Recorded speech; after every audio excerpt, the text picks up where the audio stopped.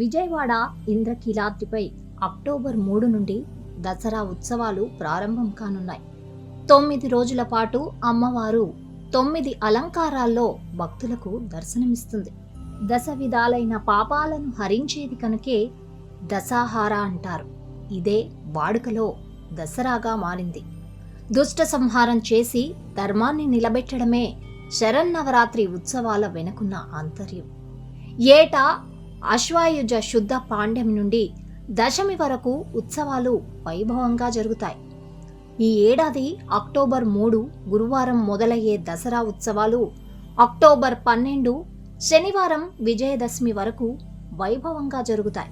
విజయవాడ ఇంద్రకీలాద్రిపై దుర్గమ్మ ఏ రోజు ఏ అలంకారాల్లో దర్శనమిస్తుంది, ఆ అలంకారం వెనుకున్న విశిష్టత ఏంటో ఇప్పుడు తెలుసుకుందాం. అక్టోబర్ 3 గురువారం శ్రీ బాలాత్రిపుర సుందరీ దేవి అవతారంలో అమ్మవారు దర్శనమిస్తారు. అభయహస్త ముద్రతో ఉండే బాలాత్రిపుర సుందరి అనుగ్రహం కోసం అమ్మవారి ఉపాసకులు బాలార్చన చేస్తారు. 10 ఏళ్లలోపు బాలికలను పూజించి వారిని అమ్మవారి స్వరూపంగా భావించి నూతన వస్త్రాలు అందిస్తారు. బాలాత్రిపుర సుందరిని దర్శించుకుంటే మనస్సు, బుద్ధి, చిత్తం మలినం కాకుండా ఉంటుందని భక్తుల విశ్వాసం. అక్టోబర్ 4 శుక్రవారం శ్రీ గాయత్రీ దేవిగా అమ్మవారు దర్శనమిస్తారు. అన్ని మంత్రాలకు మూలం గాయత్రి, అందుకే ఆమెను వేదమాత అంటారు. పంచముఖాలతో దర్శనమిచ్చే గాయత్రి రూపాన్ని దర్శించుకుంటే సకల మంత్ర సిద్ధి కలుగుతుంది. అక్టోబర్ 5 శనివారం అన్నపూర్ణాదేవిగా అమ్మవారు దర్శనమిస్తారు.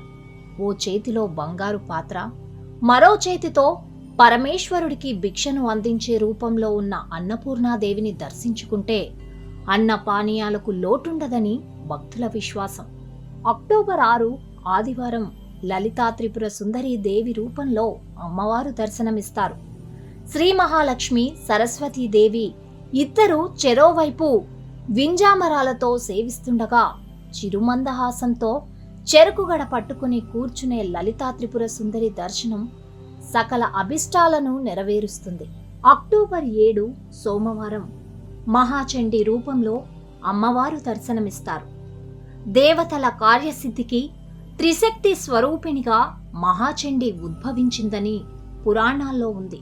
ఇంద్రుడి సింహాసనాన్ని రాక్షసులు లాక్కునేందుకు ప్రయత్నించినప్పుడు దేవతలంతా కలిసి మాతృదేవతలను ఆరాధించారు.